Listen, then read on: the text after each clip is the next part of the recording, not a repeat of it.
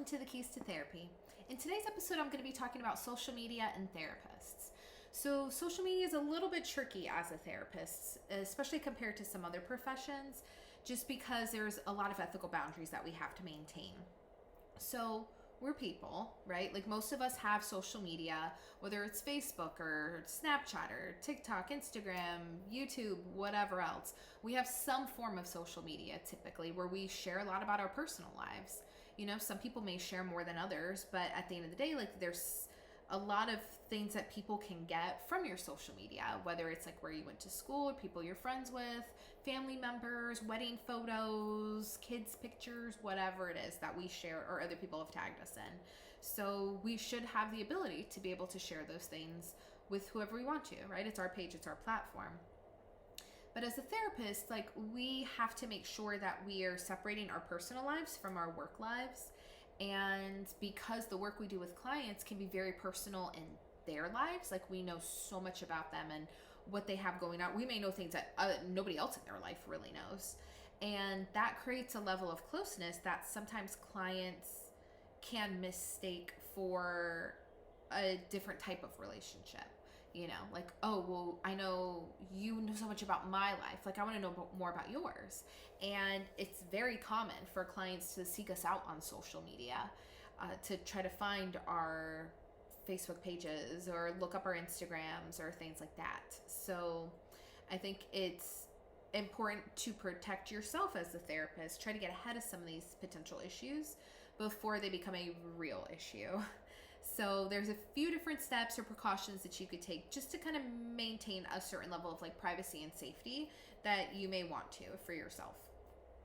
So one thing that you can do as a therapist on social media is to immediately change all of your settings on everything to private. So it's fairly easy to do. I mean, you could just go into the settings part of any of the social media apps that you have and immediately change all of your content to private. That will be really helpful in maintaining some sort of privacy with your page.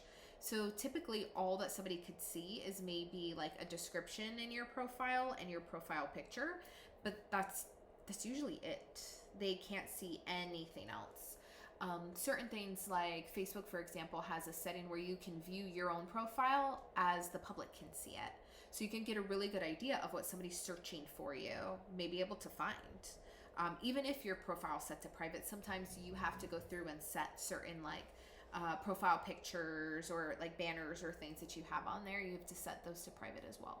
So be very cautious about that and just make sure that you're doing your part to keep yourself private, especially if you want to value some of that like privacy and safety. And I know a lot of therapists do. Like we want to maintain our personal lives and not have our clients know too much about us.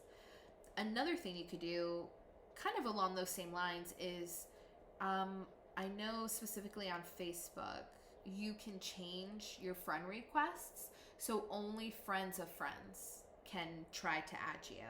So unless you have a mutual friend in common, somebody's friend request can't even go through, which I find kind of screens out some of the clients anyway, which is helpful. Or maybe some other people that you don't necessarily want to add. It does get complicated when you make a new friend and you want to add them to social media and you've got that privacy setting on it, and so do they. Somebody's gonna have to like delete it and then add you and then put it back on or whatever. But you know, I think the goal, if the goal is like protecting your privacy, it's worth a couple extra minutes of hassle to go ahead and do that setting. Another thing that you could do is to change your name on social media. So instead of having your full name and, you know, whatever else, where you work or stuff like that, you can change your name to reflect either like your first and middle name or your first name and some initials. Or I know some people who've changed their last names might put their maiden name instead of their married name or vice versa, depending on what they use professionally. A lot of people use, like I said, like nicknames or some kind of variation of their name. So you may want to do that as well and just switch your name up a little bit on social media so it makes it tougher for people to find you. It could be helpful. Another thing is if you want to have some sort of presence on social media professionally, if you want to have an account for sharing mental health, information, or you want to have an account for your own practice, or you're doing social media at a group practice you work at, or for the agency that you're at, you want to make sure that all of that is done through a professional Instagram, not your personal one.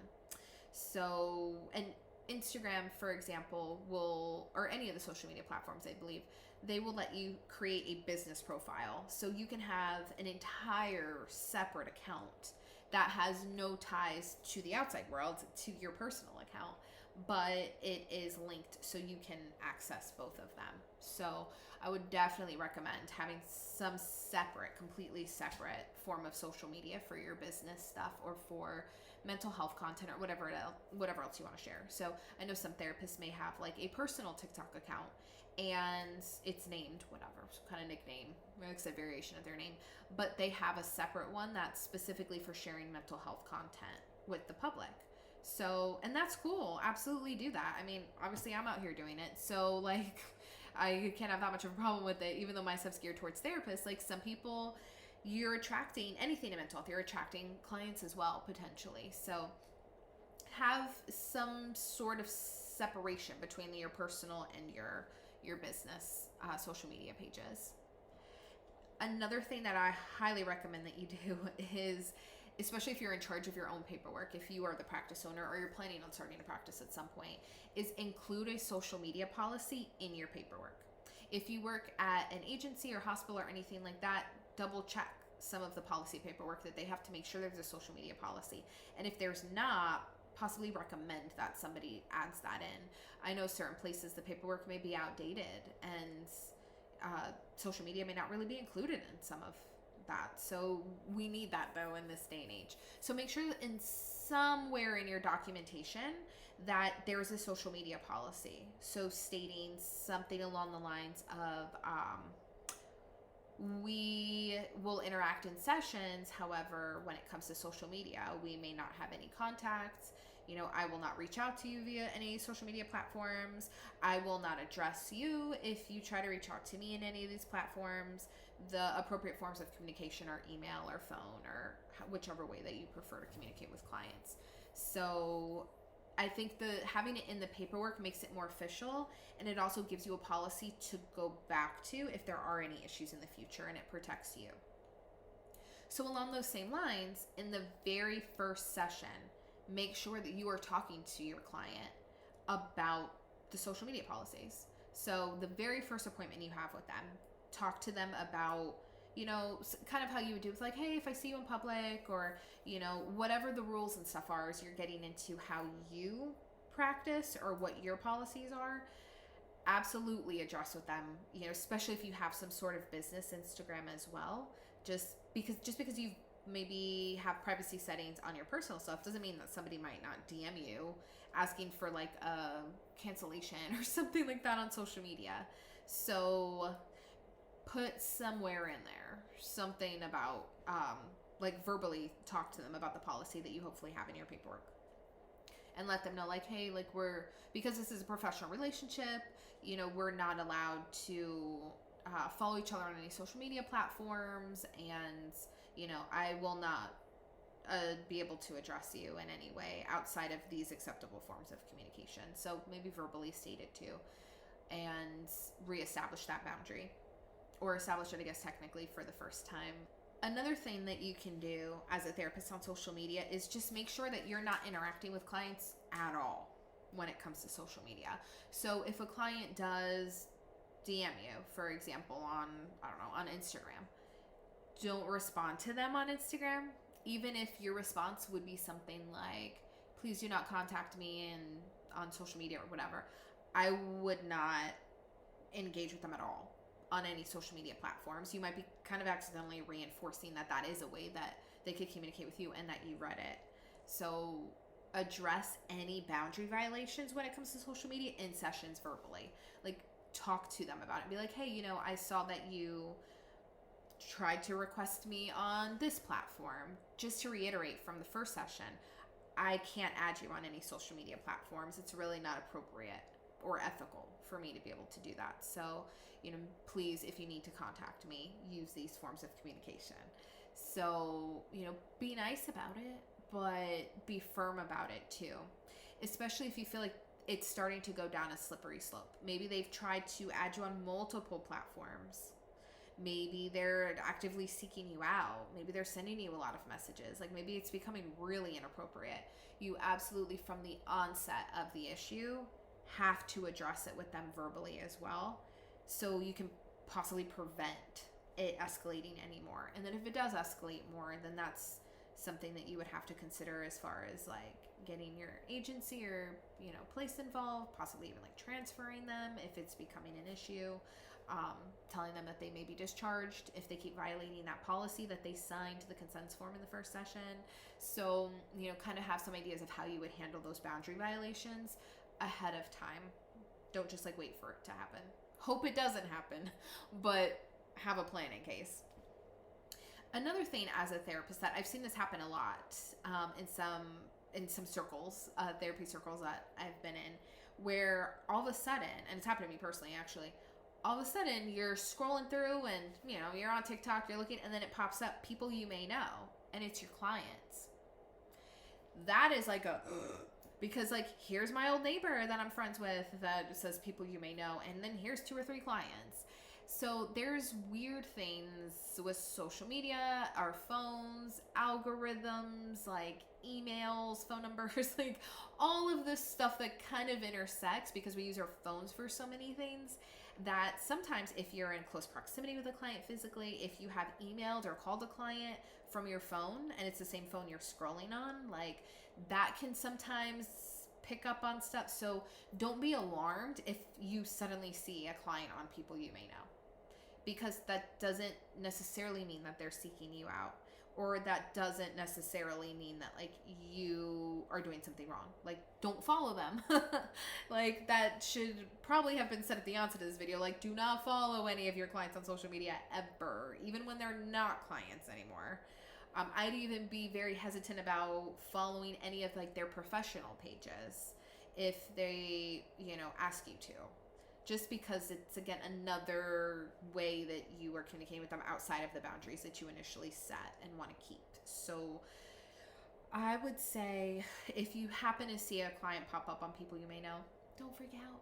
Just don't add them. And be aware that like there's certain things that happen just from how much we use our phones.